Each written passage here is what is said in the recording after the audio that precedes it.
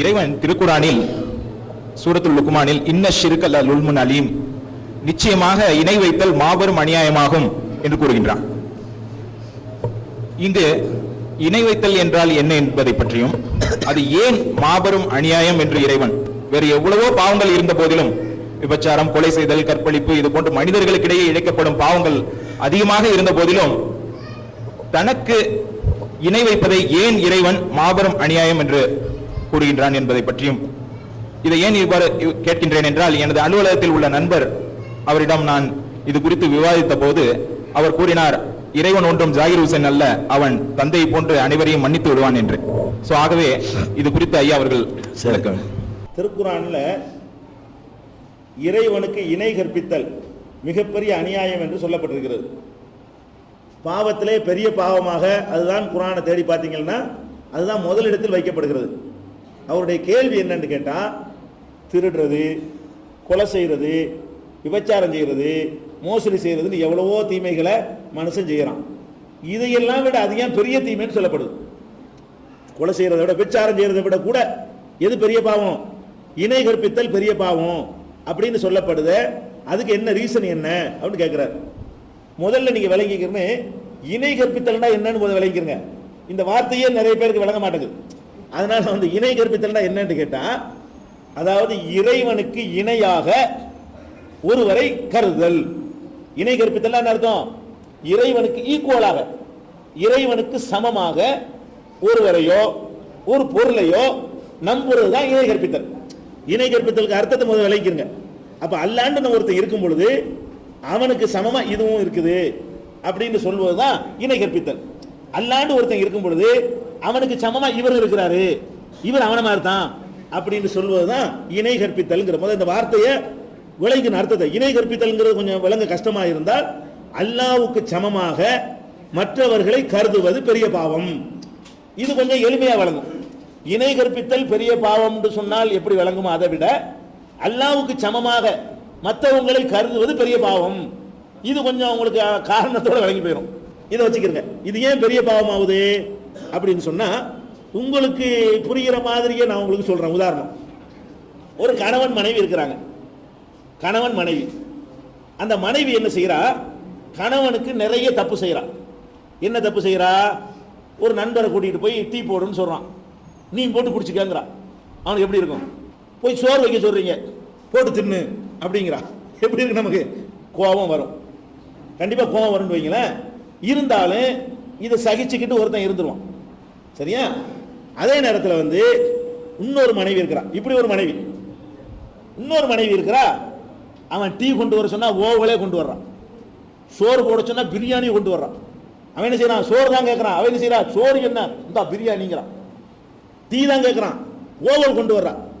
ஆனா அவனை வைக்கிற இடத்துல வேற ஒருத்தனோட வச்சுட்டான். இவ்வளவையும் பண்ணிவிட்டு அவனுக்கு ஈக்குவலாக, அவனுக்கு இணையாக பெட்ரூம்ல ஒருத்தனோட உட்கார்ந்துருக்கிறான். வீட்டுக்கு வர்றான், ஓவல் தந்தது யாவும் வருமா? வராது. பிரியாணி தந்தது யாவும் வருமா? வராது. என்ன யாவும் வரும்? ஏன் இடத்துல எப்படி இன்னொருத்தனை வைக்கிற? ஆனா அவ இருக்கிறாள, இவன் இடத்துல யாரையும் வைக்கல. எவ டீயை நீனே போட்டு குடின்னு சொன்னால, கடையில் போய் சாப்பிடுன்னு சொன்னால, அவ என்ன பண்ணல? ஒரு நாள் இவனை வைக்கிற இடத்துல யாரையும் வைக்கல, பெட்ரூமுக்குள்ள யாரையும் அனுமதிக்கல, இவனை மட்டும்தான் அனுமதிக்கிறான். ஆனால் எந்த சொல்லி கேட்க மாட்டேங்கிறான். இதுல ரெண்டுல கோபம் உள்ளது எதுக்கு ரொம்ப கோபம்? ஒரு மனுஷனுக்கு ரொம்ப கோபம் எதுல வரும்? டீ போட்டு தராதுல கோபம் வருமா? சோறு தராது கோபம் வருமா? படுக்கையை பகிர்ந்து கொண்டதுல கோபம் வருமா? எதுல கோபம் வரும்? அப்ப உன் இடத்துல நீ ஒரு மனுஷன், நீ அந்த பொம்பளை படைக்கல, மனைவிங்கிறவள் நீ படைச்ச, நீ படைக்கல. நீ ஒரு சோறு தர்றேன் கஞ்சி தர்றேன்னு சொல்லிட்டு ஒரு அக்ரிமெண்ட்ல கூட்டிட்டு வந்திருக்கிற. இதுல நீ எவ்வளவு எதிர்பார்க்கிற? என் இடம் எனக்கு தான், மற்ற என்ன வேண்டாலும் செஞ்சிரு, என் இடத்த மட்டும் யாரும் கொடுத்துறாத சொல்லியா? அதன் அர்த்தம், கல்யாணத்துடைய அர்த்தம் என்ன?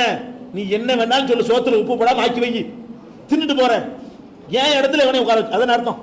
அப்ப நீ படைக்காத, உனக்கு எந்த சம்பந்தம் இல்லாத ஒரு பொம்பளைக்கு உனக்கு சமமா, உனக்கு ஈக்குவலா ஒரு ஆளை கொண்டே வச்சா எவ்வளவு கோபம் வருது.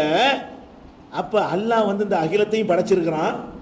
இந்த பூமி அவனுடையது, இந்த வானம் அவனுடையது, உன் உடல் அவனுடையது, உன் உயிர் அவனுடையது, நீ சுவாசிக்கிற காற்று அவனுடையது, நீ திங்கிற சோறு அவனுடையது. இவ்வளவையும் தின்றுபிட்டு இவர் தான் தந்தார்னு ஒரு செத்து போனால கொண்டு காட்டினா,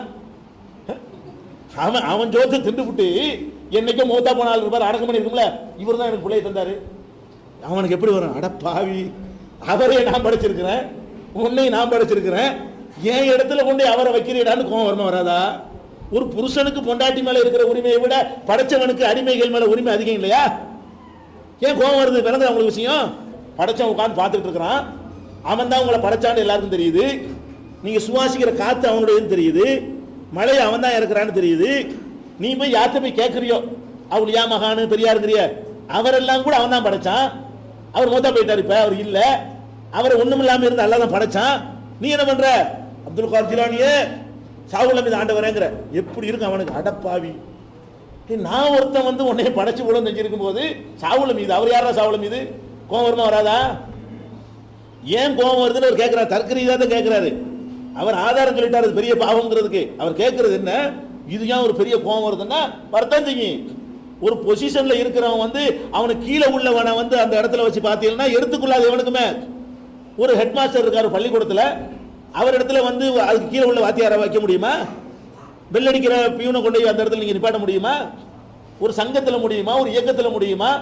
இந்த இடத்த வாடகை பிடிக்க வர்றீங்க, இதுக்கு யார் அத்தாரிட்டி? அவர்கிட்ட போய் அக்ரிமெண்ட் போடணுமா? தெருவில் வாட்ச்மேன் இருப்பார், அவர்கிட்ட போய் அக்ரிமெண்ட் போட முடியுமா? அப்போ வாட்ச்மேன் இடத்துல வைக்கணும், நிர்வாகி இடத்துல வைக்கணும் தானே அர்த்தம். வாட்ச்மேன் வந்து நிர்வாகிட்ட பேசலாம், வாட்ச்மேன் போய் பேசுனீங்கன்னா அது நிர்வாகி கேட்டுட்டு இருந்தாருன்னு சொன்னா கோபமா வராதா? அப்ப ஏன் கோபம் வருதுன்னு கேட்டா, அல்லாஹ் தான் பெருமைக்கு சொந்தக்காரன். பெருமைக்கு ஒரு மனுஷனுக்கு பெருமை அடிக்க ஒண்ணுமே கிடையாது. அல்லாஹ்வுக்கு தான் அனைத்து பெருமையும் அவனுக்கே உரியது. உலகுல் கிப்ரியாவு, பெருமை பூரா அவனுக்கு உரியது. அப்படிப்பட்ட அவனுடைய இடத்துல இந்த கல்லை கொண்டு வைக்கிறான். ஒருத்தன் என்ன செய்யறான்? ஒரு கல்லுக்கு முன்னாடி நின்றுக்கிட்டு நீ தான் மலையை தாண்டு கேட்கறான். ஒரு கல்லு அவனுக்கு எப்படி? அட பாவி, மலையை நான் தந்துக்கிட்டு இருக்கிறேன், இந்த கல்லு பாறாங்கல் உனக்கு மலையை தருமா? சூரியனே என்னை காப்பாத்துக்கிறான் ஒருத்தன். அட கிறுக்கு பையில, நான் லட உன்னை காப்பாத்திட்டு இருக்கிறேன், அந்த சூரியனை நான் லட காப்பாத்திட்டு இருக்கிறேன். என்கிட்ட கேட்கறது சூரியன் கோவமா இல்லையா? கோவத்துக்கு காரணம் விளங்குதா? ஒன்னு விளங்காட்டி இந்த பொண்டாட்டி புருஷன் சொன்ன அதை யோசிச்சு பாருங்க, விளங்கிக்கிறோம். அப்போ பெரிய பாவம் எது? நம்மளை வைக்கிற இடத்துல வேற ஆளை வைக்க கூடாதுன்னு நினைக்கிறீல்ல, அதான் காரணம். அல்லாஹ்வுக்கு ரொம்ப கோபம் வரும், மன்னிக்க மாட்டான், நிரந்தர நரகத்தில் போட்டுருவான்.